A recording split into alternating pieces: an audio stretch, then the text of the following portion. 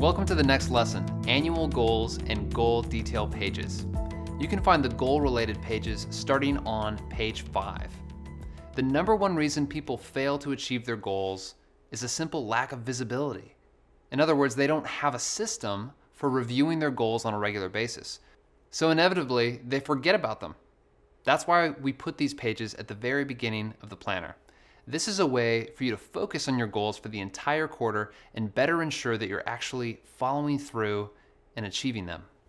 Let's start with the page that says Annual Goals. It's on page 5.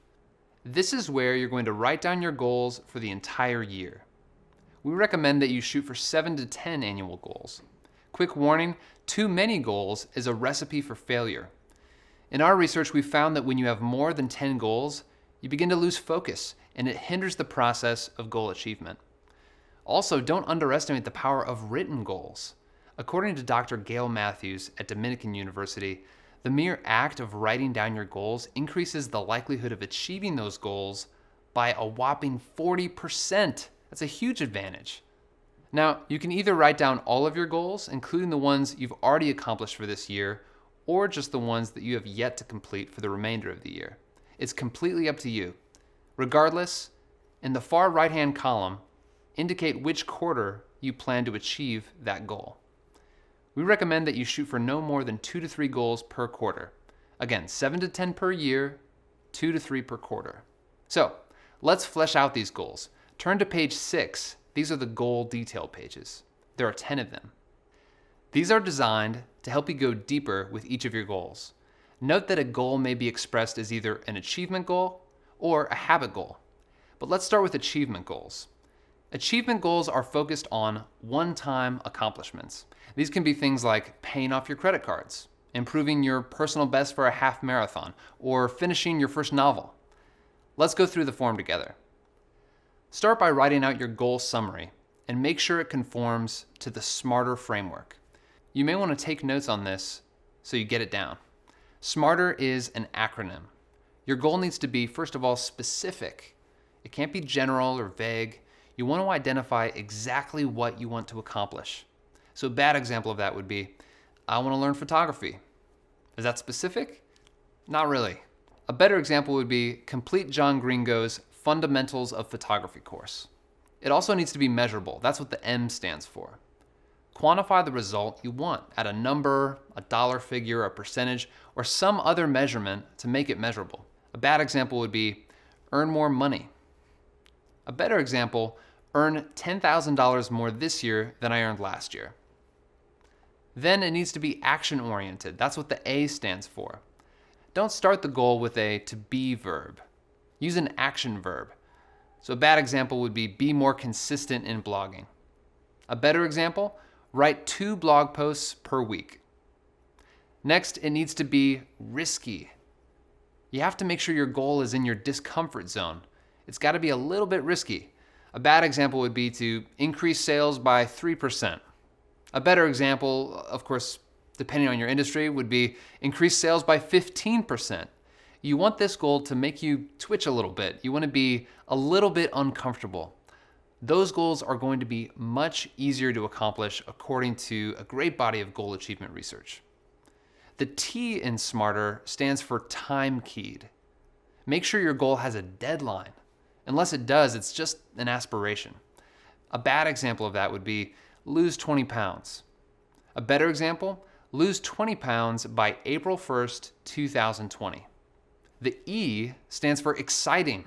Make sure your goal is personally exciting and compelling to you, something that gets you pumped up. A bad example would be take 1 week of vacation this summer. Maybe you've done that every summer. Maybe it doesn't really get you excited that much anymore. It's just something you do. A better example of an exciting goal would ignite your imagination, something that really gets you excited. Take a 30-day sabbatical this June. Wouldn't that be fun? The second R stands for relevant. Make sure your goal is appropriate to your season of life. Now, you need to indicate which life domain this goal pertains to by checking this box here.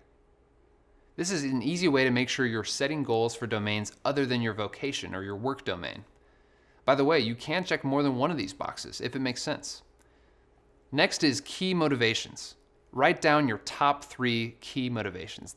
These should be short statements about why you want to achieve your goal or what's really at stake.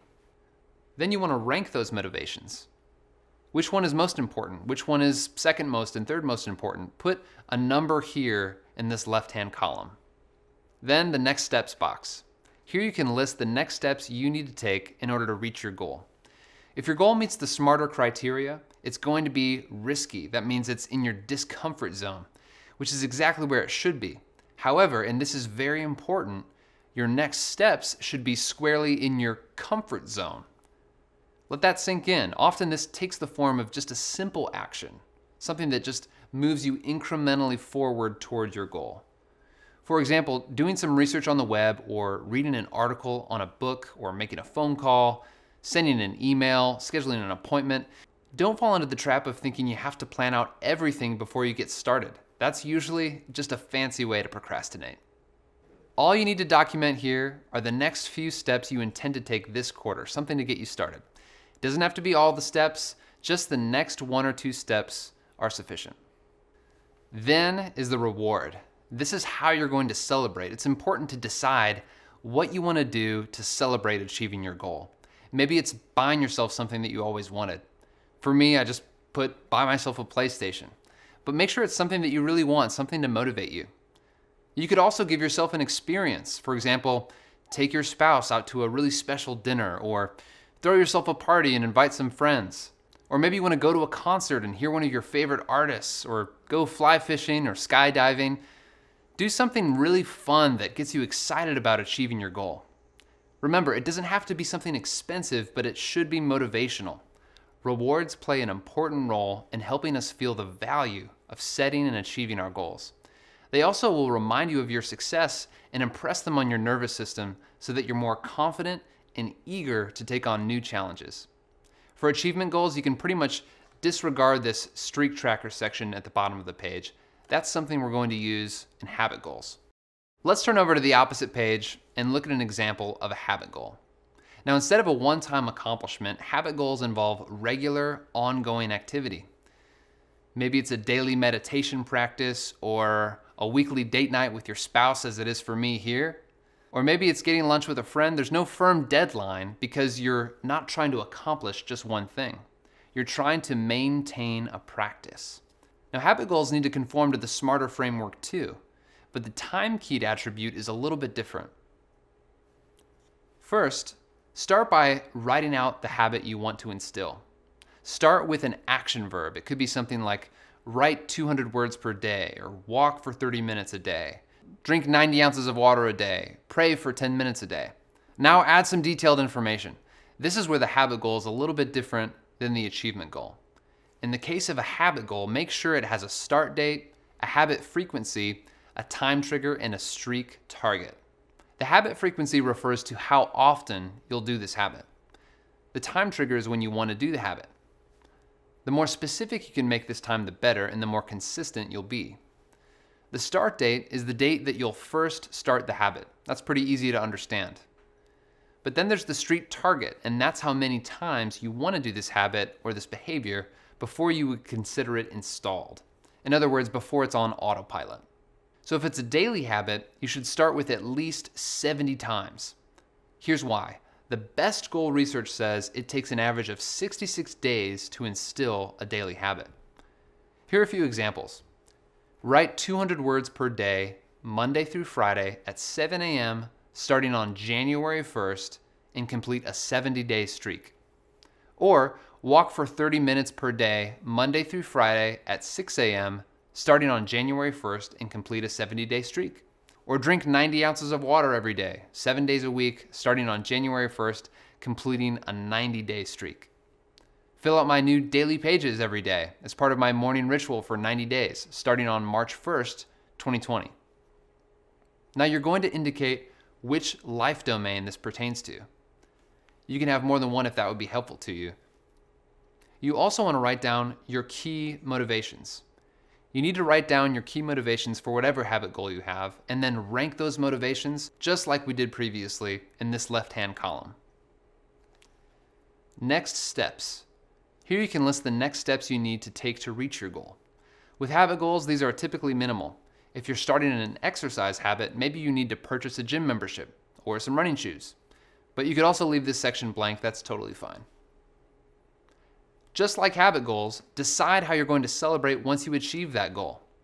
Now, here's something that's different about the habit goal. We do use this section here, the streak tracker. Every time you complete the habit, make a hash mark. M1 over here indicates month 1 of the quarter, M2 the second month, and M3 the third month. So if your habit starts on the 10th, then you'd put your first hash mark over here where it says 10. Go through this process for each of your goals. Even if you've written your goals down in previous quarters, it's best to write them down again. Why? Because the research shows that the mere act of writing them down has a way of increasing your goal focus, your commitment, and your follow-through. Again, notice that there are 10 goal pages. We recommend that you should shoot for 7 to 10 goals each year. You don't have to fill up all of the pages, and you may have less pages as the year goes on. You can actually add new goals, by the way, as you complete the old ones. Just don't have more than 7 to 10 at any one time. Now, let's turn to the next lesson, monthly calendar pages.